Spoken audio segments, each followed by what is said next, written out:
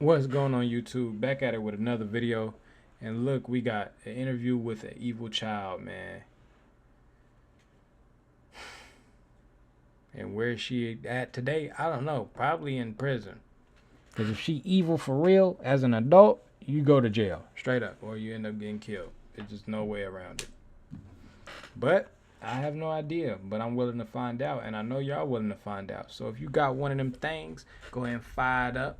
Sit back, relax, like, comment, subscribe, and let's enjoy the ride, man. We in this thing for a good 30-40 minutes. Let's do it. Was just 6 years old when her deep blue eyes shocked American society after this documentary about her. Are people afraid of you, Beth? Beth Thomas was just 6 years old when her deep blue eyes shocked American society after this documentary about her life was broadcasted on television. Undaunted and bored, Beth recounted how she tried to murder her younger brother when she was going to kill her parents, and why she had stolen knives from the family kitchen. Despite her short life, she had suffered brutal abuse from her biological father. The girl had been diagnosed with reactive attachment disorder, RAD, It always a condition in with which the young parents. That's children what I'm fail to noticing. establish healthy bonds with their parents or caregivers due to extreme abuse. Her signs of psychopathy had been developed as a form of self-defense against the outside world. Beth Thomas was adopted at 19 months old, along with their 7-month-old brother Jonathan, by Tim and Julie, a conservative American couple who had been married for 12 years but were unable to have children of their own. Although Tim mentioned not needing children to make their lives complete, they decided to venture into adoption as a means of sharing and transmitting the completeness. Julie seemed more excited about the idea of adoption and mentioned that it was a dream shared by both. Finally, in 1984, they were notified of the availability of adoption of Beth and Jonathan. They were surprised by the speed of the process, and they were told that they were normal and healthy, as if they were children without a past, like 2 blank books. Later, they obtained information regarding the living conditions that both children had before their adoption, and discovered that the children lived in a despicable environment. Both showed signs of having been mistreated and abandoned, and their food and hygiene conditions were precarious. I know they weren't Beth living in showed no shit signs like of having that. been That's sexually crazy. abused by her God father damn. and could spend a whole day alone with a box of cereal to eat. Jonathan lived reclining in a crib surrounded by urine and dirty diapers, and his head was misshapen from having spent so much time in the same pose. While his back was completely flat, his forehead had bumps. The boy was 7 months old, and the lack of stimulation had affected his abilities. He could not raise his head That mean or they turn didn't ever around. pick that baby up. After a short time, they noticed that Beth began to show aggressive and sexual behaviors that were gradually increasing, mainly directed towards her brother, but also towards her adoptive parents and domestic animals, through hitting, kicking, the use of pins to prick them, pinching her brother's genitals, self-injurious genital masturbation in public places, and confessions about wanting to kill Jonathan, Tim, and Julie. When they were overwhelmed by this situation, What the fuck? So she was extremely jacking the baby out or herself, like what the hell was she feeling that? Y'all did you even get a feeling down there at that age? And she definitely had to learn that from somewhere. Like, you don't just be born knowing about sex and how to do it, and that, oh, you get this feeling if you put your fingers in there or whatever, go in there. Nigga, her motherfucking daddy was touching on her. And she turned that into something else, started touching on her brother and shit. Already mad and deranged. This bitch is deranged. She's crazy, y'all. they decided to take Beth to Dr. Ken Magid, a clinical psychologist specializing in abused children, who conducted this interview with Beth, presented in the video when she was 6.5 years old. Who's afraid of you, Beth? John. Your brother. And what is your John, brother? Why's I your brother bet. afraid of you? Because I hurt him so much. I put my fingers in his butt. Okay.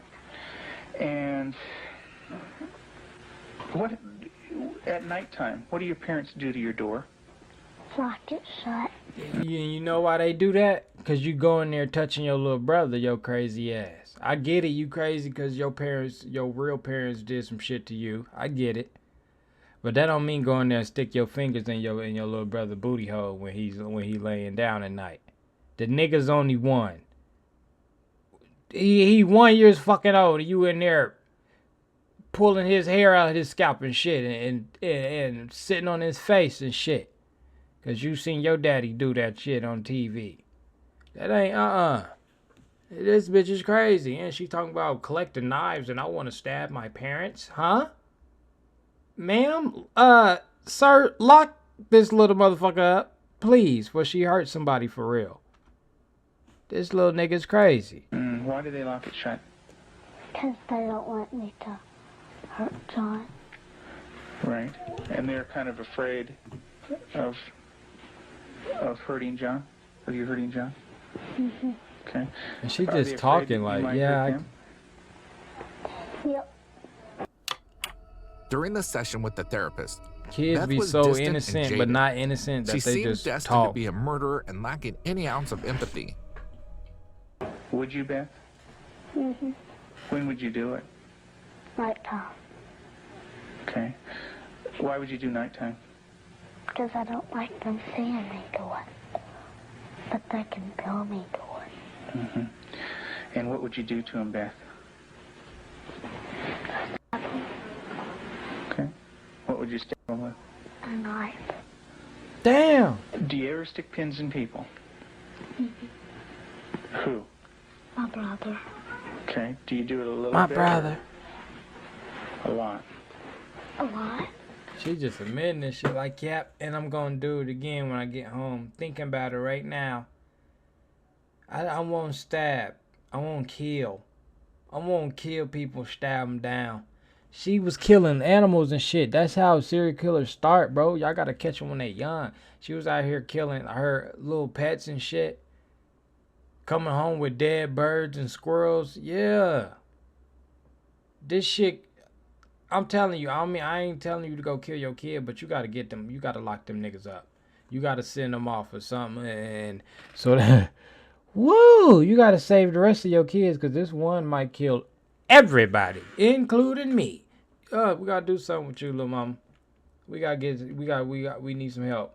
We need some help right now, and we need it today. Okay. And what are you trying to do to your brother? Why do you want your brother to die? Because I was hurt so bad, and I don't want to be around people. Okay. Who else would you like to stick pins into? Mommy and Daddy. Oh, What would you like to have happen to them? Die. you hear how this bell just ding, like what the fuck? She want her whole family to die. Cause I don't like being around people. I got the perfect place to put you. We gonna put her in one of them rooms where it's all padded, and she gotta be in that bitch like. Yeah, let's see if you enjoy this, crazy. She probably will. She probably will. They gotta put her in one of them rooms by herself.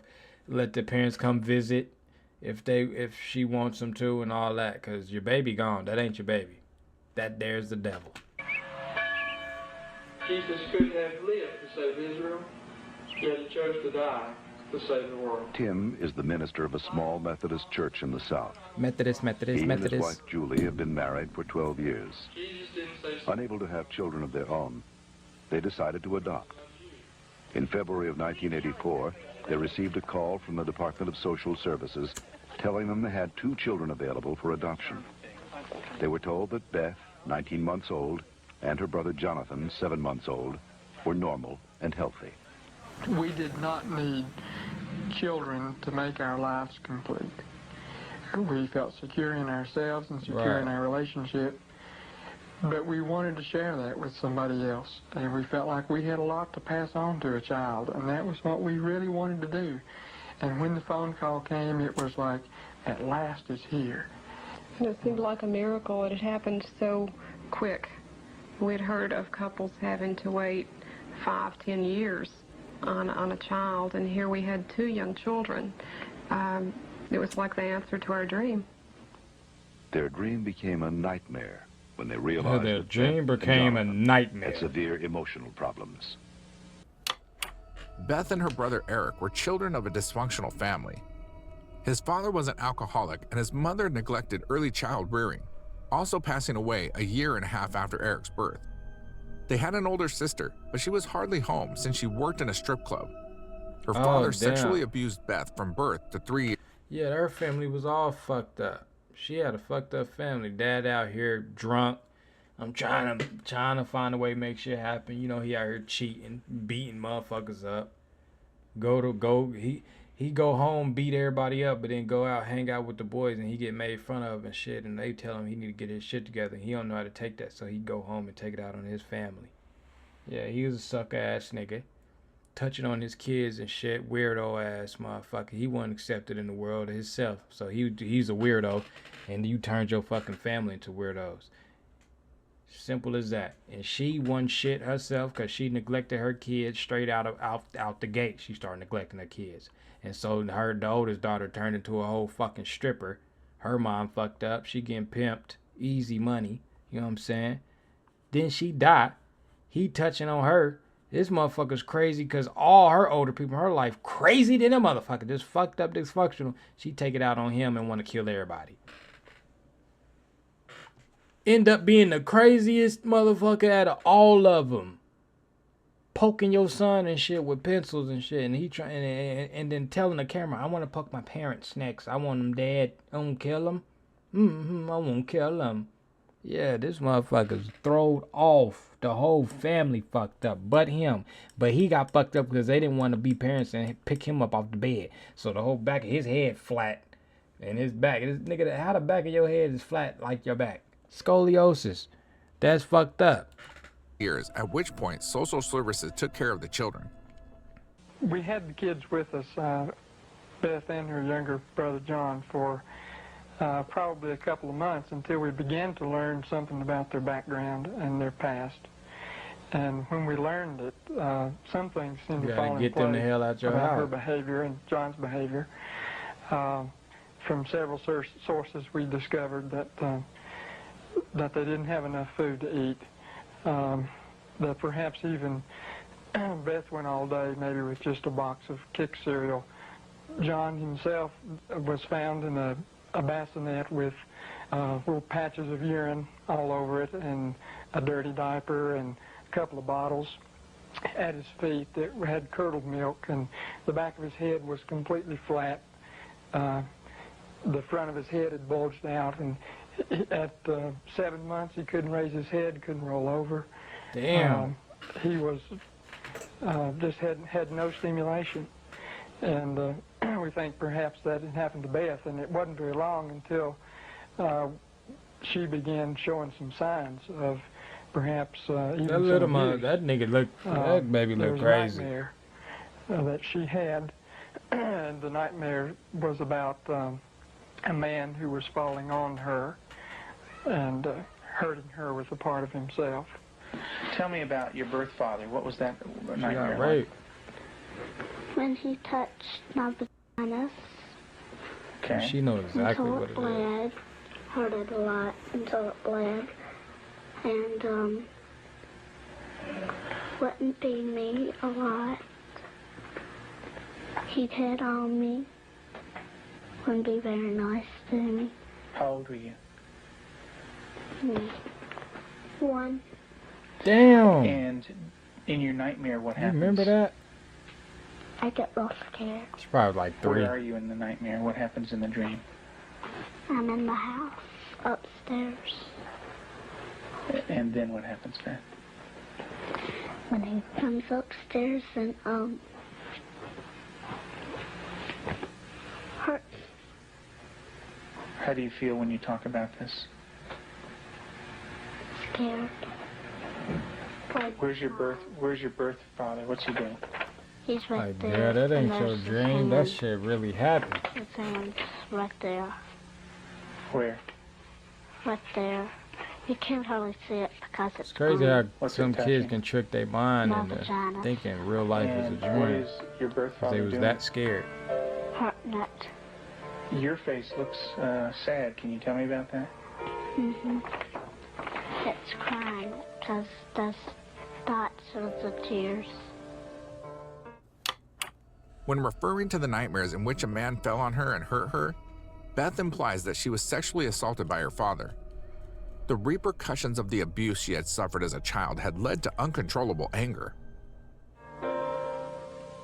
Beth had endured severe neglect and abuse as a child.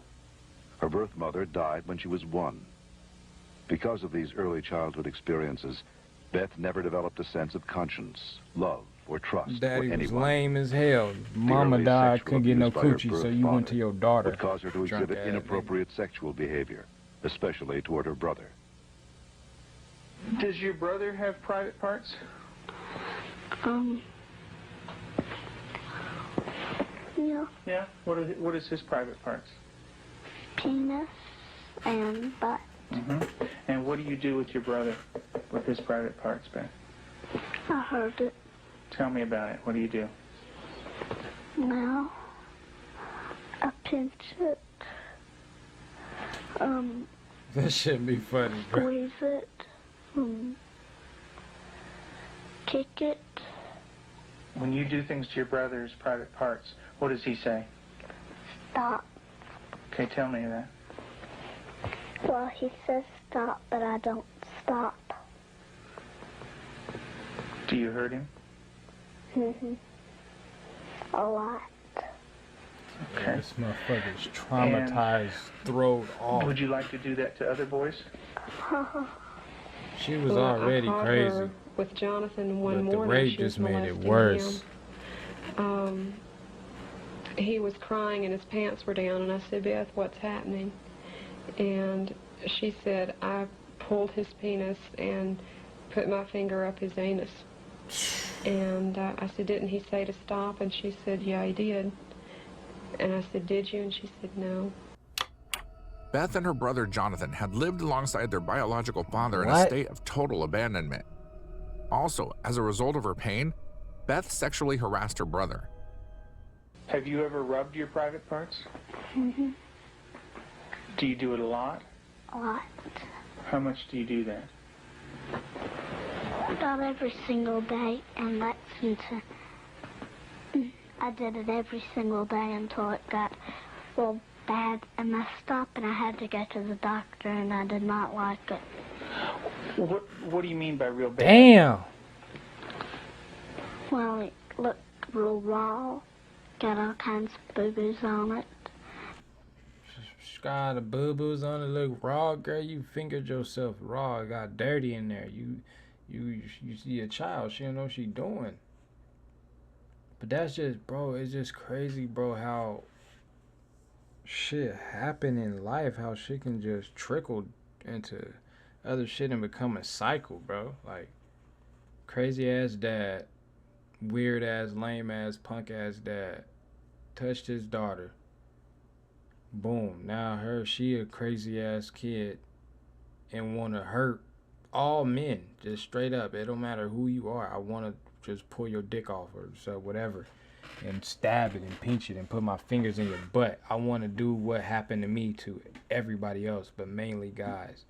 And like you kind of, it's like you can get mad at her, but it's kind of like, fuck, you feel more bad for her because who to say what she would have been like if none of that happened to her, you know? So it's like, damn.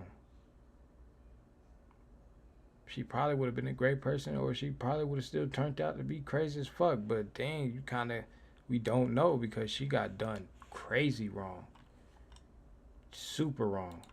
John, She young thinking like this. It's not a grown person. And it bled?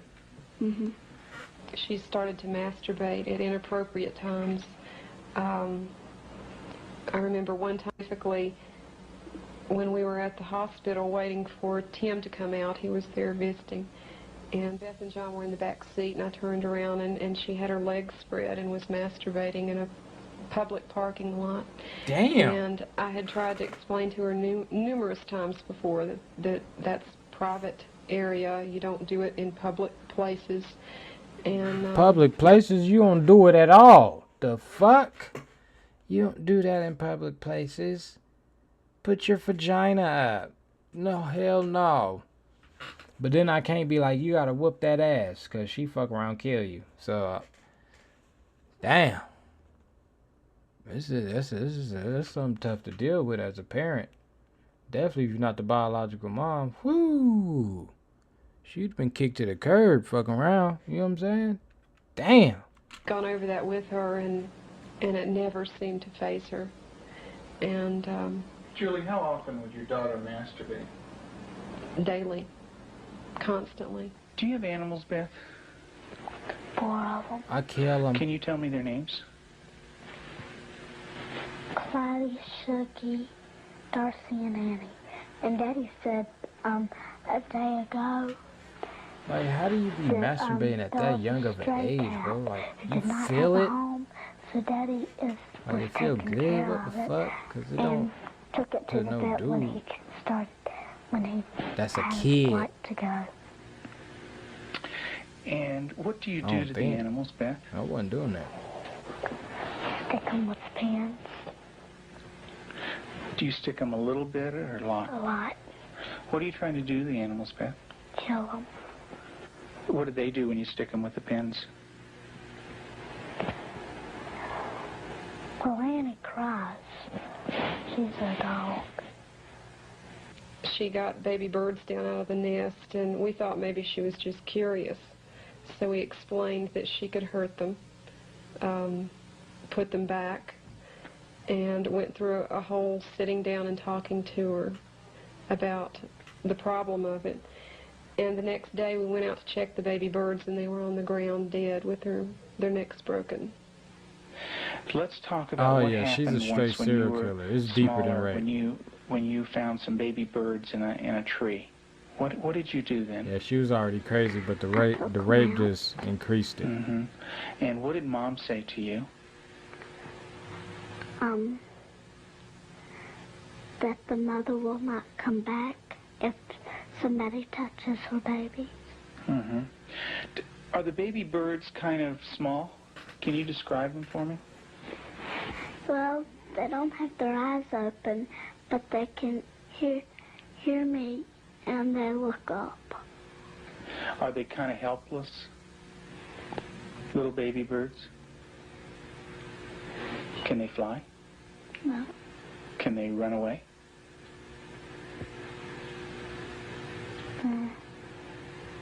Yes.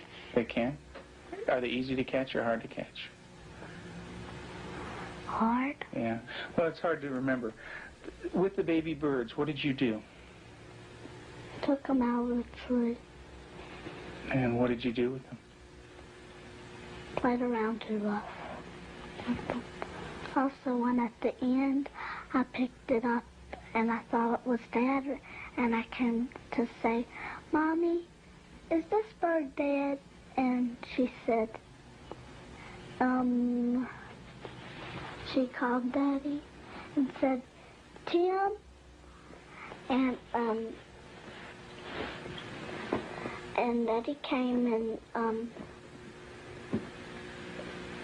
I think I remember that they said yes. Mm-hmm. And so the little baby birds die? Well, at least we know she ain't no liar. She's just a straight I up don't killer, know. like straight up. You don't remember? Like, I did what I did, and I I'm just doing it. remember Gonna keep that doing I it. think I remember that Mommy and Daddy I'm said crazy. the last bird we got was dead. Mm-hmm. Do you know what Mom said to me? She said that all of them were dead. Did you squeeze them? Did Baby Beth squeeze them? You're doing a good job, honey. Go ahead and tell me what happened. I squeezed them. And what happened? They died.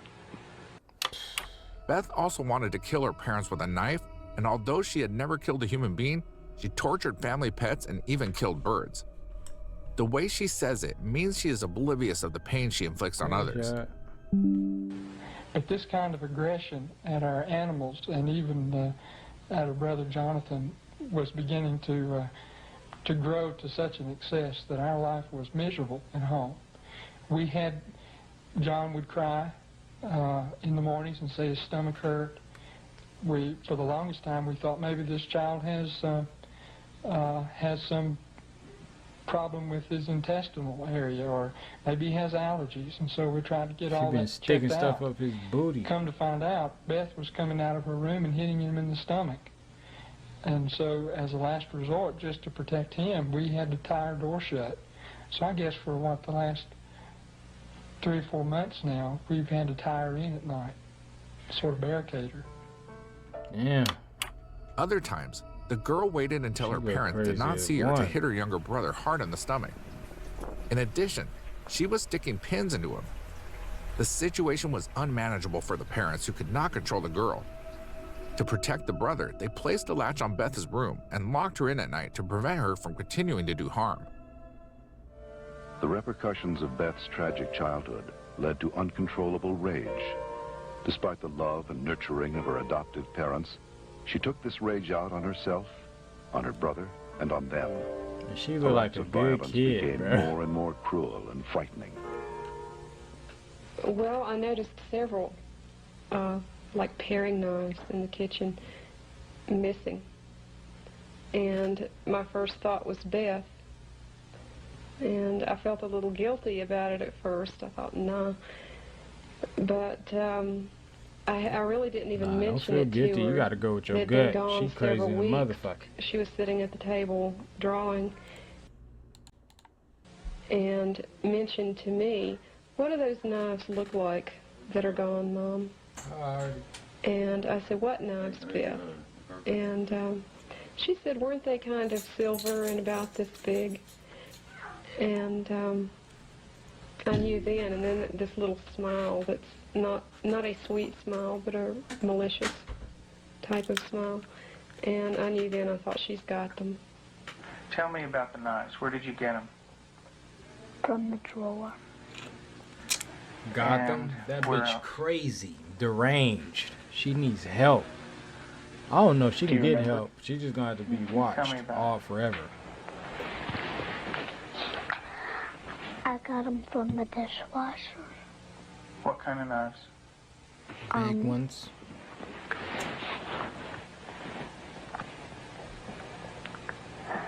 Big sharp ones. Told you. And what do you want to do with those knives? Kill. Kill John and Mommy with them, and Daddy. Beth frankly admits that she wishes to kill both her adoptive parents. Her acts of violence were increasingly cruel and chilling, to the point where she now had the weapons to accomplish the killing. She And don't do that. When Mommy asks you about She would where have the to go knives are, stay what do you somewhere say? else, I'm telling you. I don't know where they are. What did you think she might do with the knives? My first thought was Jonathan. And the reason we thought that was that she had, by this time, she had tried to kill John on several occasions and openly admitted that. In the basement, she was hitting his head against a cement floor. I heard his screams and ran down and had to literally pull her hands off, and she looked wild-eyed. Did you get real mad at him? Did you hit his head real hard? Tell me about it. How many times did you do it? A lot? Damn. What was the floor like? Cement. And what happened to your brother? Tell me about it. His head hurt real bad. But his chin, he had to have stitches in it. And she Could don't you feel stop? accomplished because he didn't die. Use your words, Beth. No. Okay. What was your brother doing when you were doing this? Playing with the toys. Okay. Was he asking you to stop when you were doing it? She What the was he type saying? kid when the kids all out playing and the other ones running out, she was like, "You gotta go get Beth. Go get Bethany." What? She hit Jimmy in the head with a shovel. Just walk up behind her with a big ass shovel and crack his shit. Clang! Killed him. At the playground. This motherfucker's crazy, y'all. She is throwed off. Damn, she looked like she'd be a real smart kid too. Fuck. You said, Beth, stop. And what did you do? That didn't stop. I Beth, just kept stop. on hurting him. What were you thinking when you were doing that? Kill him. Thinking of killing him. Wow. How did you stop? What made you stop? when I heard Peter walking across the kitchen. Mm-hmm. It made me stop because I thought Mommy and Daddy were coming. Okay. Did Mommy She don't come? like to get caught either. Yeah, she What did evil. she do? She sent me to my room. Okay. Yeah, And what that if little Mom, motherfucker evil. She knows what she doing. She trying not to get caught in everything. You know, most kids are just like not really evil, but like just, you know, they bad. But you know, it's just like they don't know they own good type shit. But they just bad kids, but don't know they own good. They don't really care about getting caught. Like they get caught, they just be like, "Why? Like look stupid as hell." You gotta discipline them, tell them the reason why you can't do that. She a motherfucker know for a fact, nigga, she can get in trouble with this shit, go to jail, everything, nigga. Let me hide and not get caught, but I'ma kill y'all one day. Not gonna hurt you, or I got bullied in the past, I got raped, I'm just gonna hurt you and molest you. But no, she wanna kill. She want motherfuckers to die, and not like everybody. She want her family to die. Like these ain't even the ones that hurt you. They died. They gone. Like these is the new family. That's crazy. Mom didn't stop you, what would you have done? Kept on doing it. Beth's outbursts of violence were directed especially looking against like, Jonathan, why you who asking on that one question? occasion had to be hospitalized after the girl repeatedly hit his head on a concrete floor in an attempt to take his life. If not for her parents, this would certainly have happened. It was clear now that Beth had a psychological problem. And what about After evaluating the extent of Beth's psychological problems, Dr. McGid felt that for the well-being of the family, Beth needed to be temporarily separated from them. In April of 1989, her parents brought her to a special home with an expert at raising children with early attachment disorders, especially children who are dangerous to themselves and others. I have children that have killed numerous times. Cold-blooded family members, neighbor children killed them. And they can do it. Makes my blood run cold just thinking about 9 years old.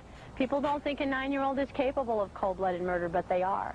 That attachment break does severe damage to the heart, the ability to care and the ability to love. If they don't care and they don't love, they're capable of anything. Telling you. We're very strict about everything. Everything is completely monitored. We take complete control because a child who's unattached does not trust. And because they don't trust, they don't allow anybody to be bossed. Facts, man. Y'all gotta discipline y'all kids. Make y'all kids have boss of chores. anything. They have to ask to get a drink of water. They have to ask to go to the bathroom. They have to ask to leave our sight. Part of that is because we cannot trust them because of the damage that they've done before. Facts. Worried about the situation, her adoptive parents tried to help her in different ways and took her to countless specialists. The aggressions were incessant to the point that it was impossible to continue a healthy life. Everything changed when they met the therapist Ken Magid, a clinical psychologist specializing in abused children and victims of serious abuse.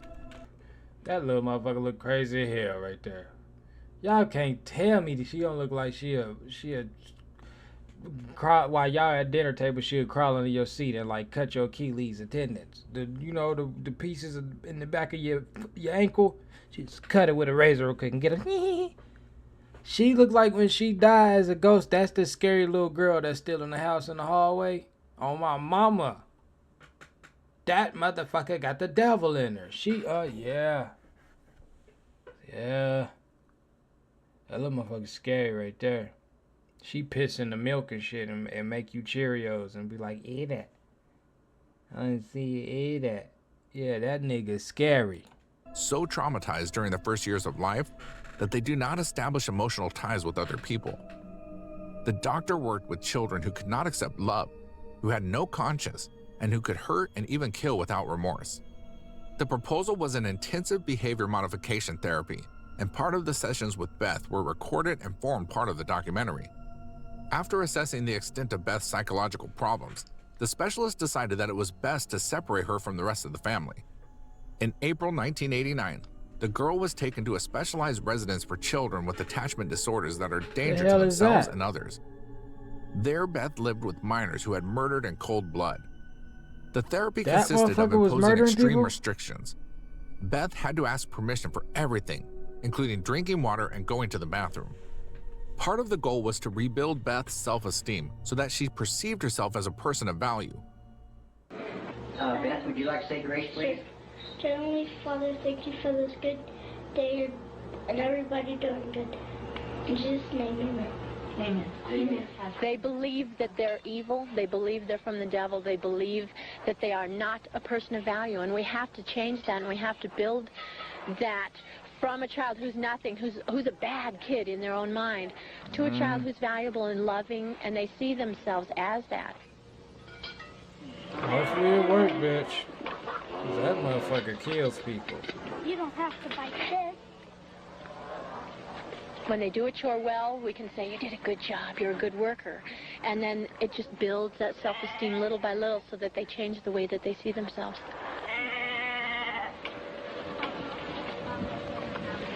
Several months into treatment in this controlled environment, Beth had made progress, and her therapist decided to loosen some of the controls. Anybody wants some more? I can. Beth continued to show signs of improvement. She began to develop a sense of right and wrong. She seemed to respond to affection, was more outgoing. See, I don't got patience to work in one of them homes. You know, to be rehab for the kids. Like, I like kids. I'm good. I'm actually great with kids, but not to rebuild you. Because, little motherfucker, if you don't listen to me, you can get your ass out. Simple as that. I'll whip your ass. Because I'm not your daddy. The thing about me and the thing about you is I get paid to be here. You don't. You need to be here. So you gonna listen. That's what I'm saying. I can't fuck with bad kids. Bad kids irk my nerves to a different level. Like, why can't you just listen? Like, why you gotta do all that extra shit, you know? Now, kids being kids is different. You know, all kids do bad things, but kids that just don't fucking listen, like them just little bad motherfuckers. Like, And these kids kill people, so yeah, I definitely wouldn't be able to do this, because he ain't listening. He's still trying to stab. I'm out of here. This motherfucker told me I was next. And I'm telling you right now, I ain't never let a motherfucker talk to me like that. I turn into an uncle quick. Pow! Smack that little... You said you was gonna what? Uh-huh. That's what I'm saying. I'm not your mama. Public school. Made friends at the local church. And even sang in the choir. And you're going to go into Sunday school again this morning? Yeah. And get stickers? Maybe you could put one on your nose. Through the years you made it clear that the time of Christ was near, though the people couldn't see what Messiah ought to be, though your word contained the plan, they just could not understand. That's Elijah. Yeah, it's a beard. See his beard. There's his nose, and that's his... Oh, I see. Yeah, see his beard is kind of flowing in the wind and everything. Elijah's taken up into heaven, the fiery chariot. Huh? Well, that's... Yeah, they got her in church. Elijah. Keep her in there. The other prophet took Elijah's place. Make her drink a bottle of holy water every Elijah, 6 days. You know? And he learned about sheep. And the Lord is my shepherd. March 3rd, you just got that Whatever yesterday. drop she got left in the bottle, just pour it on her head. Rub it in the scalp. In the beginning, we couldn't trust her with anything. She was locked up at night. We had alarms on the door at night, so she wasn't sneaking around doing things with the other children. We don't worry about that anymore. There's no alarm on her door at night now. She sleeps in the same room with my own daughter, and I trust her that much. Damn. She brushes the dogs, and Oh, I she trust done her grew that up. much. Because she has earned that trust. She's learned it. She has a heart, and she has a love inside, and she feels ain't bad killed when none she of the does something animals. now. In the past, because she didn't have a conscience, she didn't feel anything when she did something bad. There was just no feeling there. And now she does feel bad, and it shows in her face. That's lit. I believe that Beth can make it. She's got a really bright mind. She's got a good heart now, which has done a lot of healing. But She's I got don't really think she need to go back super set home. parents. She might They're need to powerful, they're knowledgeable, they're motivated. stay She's there. done a lot of good work with you in therapy with Canal and with myself, she wants to heal. And that's the #1 key. And she wants to heal because she has a family that really cares about her. And she wants to be with them. Look at that. Hell no. She has a family that really cares about her. And she wants... She trying to get home to finish the job. That motherfucker's crazy. She know what she doing. She been playing y'all this whole time. That scary ass look. Yeah, I'm healed. Trust me. Yeah. That's some scary movie shit at the end whenever you think he dead and he just... Yeah. That motherfucker got the devil in her still. Dunk her in the holy water again. We take her back to church. Yo, I think she need to do 10 more years. And then after that, you know, see what she do. Wants to be with them. Animal therapy also helped her empathize. In the controlled environment, Beth was showing signs of improvement, was even beginning to develop a differentiation between good and bad. At home, she also had to feed various farm animals and seemed to respond to affection. She laughed and interacted with other living beings and even hugged her therapist. Gradually, Beth began to have more contact with other children, was sent to school, became friends at church, and began participating in a choir. With less than a year of therapy, Beth's attitude changed radically. Do you know where that anger came from? That's when my birth dad hurt me. I had it all inside, and I remembered it, and I started doing it. And what did that do when it was inside you? It made me want to hurt people really bad. And who did you hurt? My brother, my mom and dad, and animals. And animals. Who did it hurt the most?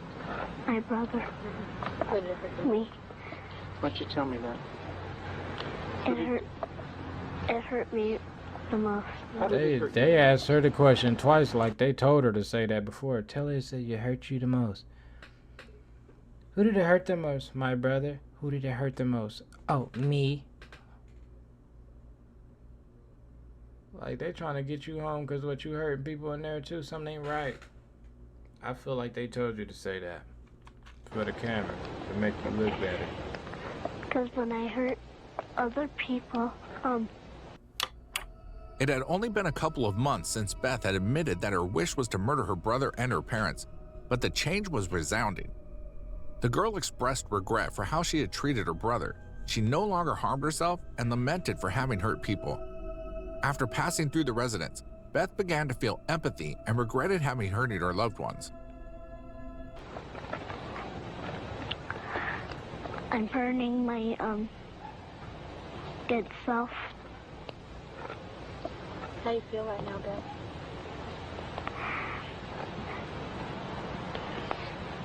Sad. It's kind of tough to talk about, isn't it? Yes. It is. Beth gave her last interview for this film in December of 1989. Although she had made progress, she would still need extensive therapy. Not all abused children are as deeply scarred as Beth, but all abused children suffer a profound hurt for the rest of their lives. Yep, The road to sure do. recovery is long and Y'all need to hard go for the get therapy. abused If you child. need it, go get it. There are more than 1 million new victims of child abuse in America every year. Over the years, we can see Beth as a person with the capacity to empathize and to be aware of the consequences of her actions. Obviously, her apparent evil had its genesis in the continued abuse of which she was a victim as a baby, and her case serves to illustrate the dire consequences of physical and psychological abuse at a young age. Currently, Beth leads a normal life and works as a nurse. Her professional merits have earned her several awards. She done grown. This case leads us to the following conclusions. The importance of good parenting, especially in critical periods of the child. But it also tells us about the effectiveness, at least in this case, of psychological therapy, even in cases of extreme gravity and that may seem irreconcilable. This total psychological recovery of small Beth could be achieved by raising awareness to the child about their actions, to mend their self-esteem, and build the habits and social behavior functional. For example, getting to accept certain standards and to manage, channel, and understand the reason for their anger.